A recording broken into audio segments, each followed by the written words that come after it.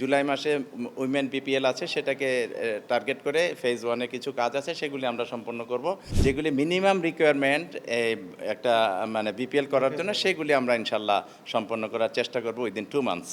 কনসেপ্টটা এসছে আমাদের মরহুম আরাফাত রহমান কোকো, আধুনিক ক্রিকেটের রূপকার, যাকে আমরা আখ্যায়িত করেছি। ওনার মাথা থেকে এসেছিলেন, উনি 2004 সালে এই উদ্যোগটা নিয়েছিলেন। আপনারা জানেন শহীদ চান্দু স্টেডিয়াম বগুড়ার, সে এই স্টেডিয়ামটি আন্তর্জাতিক ভেন্যু ছিল, এখন আর এটা আন্তর্জাতিক ভেন্যু হিসাবে স্বীকৃতিটা হারিয়েছে। কারণ এটাতে দীর্ঘদিন যাবৎ কোনো আন্তর্জাতিক ম্যাচ হয় না, আর আন্তর্জাতিক ম্যাচ দীর্ঘদিন না হলে যেটা হয় সেটাই হয়েছে। তো আমরা চাই, এবং ওটাতে কিন্তু ফ্যাসিলিটিসগুলি 2004 সালে যেগুলি দেওয়া হয়েছিল সেগুলি তো নষ্ট হয়েছে, কিছু নিয়ে আসছে, ফ্লাড লাইট লাগানো হয়েছিল, সেগুলি খুলে নিয়ে আসছে। সুতরাং এই ভেন্যুটার একটু করুণ অবস্থা। আর একটি উল্লেখযোগ্য জিনিস হলো, বাংলাদেশের যত ন্যাশনাল টিমের যত ক্রিকেটার সেই মাঠে খেলেছে, তারা এক বাক্যে বলেছে এর থেকে সুন্দর ভেন্যু হয় না, বাংলাদেশের সেরা ভেন্যু এটা, উইকেটগুলি এত সুন্দর। সুতরাং আমরা চাই এই ভেন্যুটা আবার আন্তর্জাতিক অঙ্গনে ফিরে আসুক, এবং সেটার ফলো আপ স্বরূপই আমরা কিছুদিন আগে বগুড়াতে গিয়েছিলাম, মাঠটা ভিজিট করেছি, এবং এনএসসির ওনারা সবাই গিয়েছিলেন, এবং পর্যবেক্ষণ করে আমরা একটা সিদ্ধান্ত উপনীত হয়েছি যে এটাকে আন্তর্জাতিক ভেন্যুতে রূপান্তরিত করতে হলে আমাদের কিছু কাজ করতে হবে, যেই কাজগুলি নিয়ে আজকে ডিসকাস করেছি।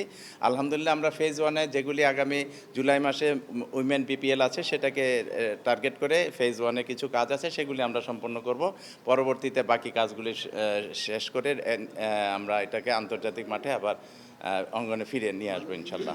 আমাদের ইমিডিয়েট যেটা কাজ আছে, আমাদের এখানে একটা প্র্যাকটিস ভেন্যু করতে হবে, আমাদের মিডিয়া ফ্যাসিলিটিস ওখানে কিছু সমস্যা আছে, আমাদের ড্রেসিং রুমে কিছু সমস্যা আছে সেগুলি, এবং গ্যালারিতে যে টয়লেটের অভাব আছে সেগুলি, টয়লেটগুলি আবার এখানে নতুন কিছু করতে হবে সব মিলে। এবং আমরা একটা শেড করতে চেয়েছিলাম যাতে দর্শকরা মাঠে খেলা দেখতে এসে মানে প্রচণ্ড গরমের শিকার হয়, সেইটাতে যাতে না হয়। তবে এটা করতে একটু টাইম লাগবে, ইট উইল টেক টাইম।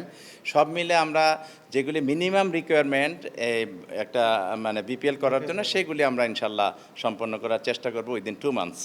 এবং ফেজ 2-তে সেই ফ্লাড লাইট, ইলেকট্রনিক স্কোরবোর্ড এবং drainage system, international standard drainage system, সবগুলি আমরা ফেজ 2, এবং পরবর্তীতে পুরা বগুড়া স্টেডিয়ামটাকে কেন্দ্র করে একটি স্পোর্টস জোন হবে সেখানে। সেখানে ফুটবল থেকে শুরু করে অ্যাথলেটিক্স, শুটিং থেকে শুরু করে সব কিছুই থাকবে সেখানে।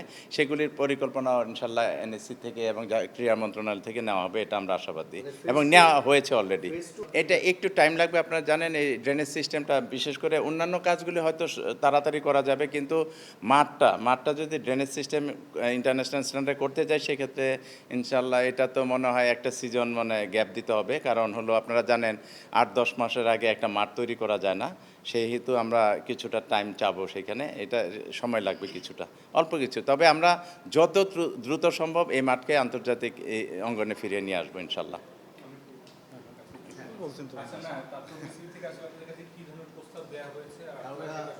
আসলে আমরা এনএসসি থেকে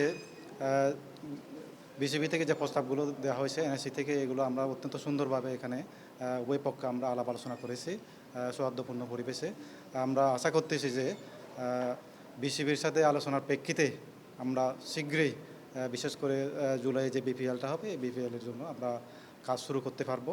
এবং সে অনুযায়ী বিশেষ করে প্রথম ফেজে যে কাজগুলো, এই যেটা বললেন যে এখানে হলো ড্রেসিং রুম, তারপরে হলো গ্রিন গ্যালারি একটা হবে, গ্রিন গ্যালারির কথা উনি বলেন না, এই সমস্ত, তারপরে কিছু কিছু টয়লেটের ফেসিলিটির বিষয় আছে, এই বিষয়গুলো আমরা দ্রুত করতে চাই। দ্রুত করে আমরা আগামী যে জুলাই যে বিপিএলটা হবে মহিলাদের, এই বিপিএলের জন্য আমরা শহীদ চান্দু স্টেডিয়ামটা আমরা পুরোপুরি আমরা প্রস্তুত করতে চাই। পরবর্তীতে অন্যান্য আন্তর্জাতিক ম্যাচের ক্ষেত্রে এটাও আমরা দ্রুত শুরু করব। হ্যাঁ, এটা অবশ্যই আমাদের জন্য একটা বড় ধরনের চ্যালেঞ্জ। আমরা এই চ্যালেঞ্জটা যেভাবে হোক আমরা পার হতে চাই, এটাই হলো কথা। ঠিক আছে। আর আরেকটি জিনিস হলো, আমাদের মাননীয় ক্রীড়া প্রতিমন্ত্রী আপনারা জানেন কিছুদিন আগে গিয়েছিলেন, সেখানে ডিক্লেয়ার করেছেন যে এটা একটি স্পোর্টস জোন হবে পুরা এই শহীদ চান্দু স্টেডিয়ামকে কেন্দ্র করে। সেখানে কিন্তু অনেক কিছু থাকবে ইনশাল্লাহ, এখানে ফুটবল থেকে শুরু করে শুটিং, অ্যাথলেটিক্স, অন্যান্য যত রকম খেলাধুলা আছে ম্যাক্সিমামটাই এখানে রাখার চেষ্টা করা হবে এই জোনের ভিতরে। সুতরাং ওইটারও এই কনসেপ্টটা আপনারা জানেন, এই কনসেপ্টটা এসছে আমাদের মরহুম আরাফাত রহমান কোকো, আধুনিক ক্রিকেটের রূপকার, যাকে আমরা আখ্যায়িত করেছি। ওনার মাথা থেকে এসেছিলেন। উনি 2004 সালে এই উদ্যোগটা নিয়েছিলেন, কিন্তু ওটা মানে এখনও আছে ওটা, কিন্তু ওটাকে পুরোপুরি মানে গ্রিন গ্যালারি যেটা বলে আমরা বিভিন্ন দেশে দেখি, সেটাকে করতে হলে কিছু টাইম লাগবে। এটা যেটা আমরা হাত দিয়েছি এই উইদিন 2 মান্থসের ভিতরে এটা ইনশাল্লাহ সম্পন্ন করবো এই গ্রিন গ্যালারিটা। ওখানে হয়তো অনেকে ফ্যামিলি নিয়ে বসে খেলা দেখতে পারে, আরাম আয়েশ করে খেলা দেখতে পারবে। আপনারা যেটা দেখেন বিভিন্ন দেশে, ঠিক ওইটার আদলেই এখানে করা হবে ইনশাল্লাহ। ঠিক আছে।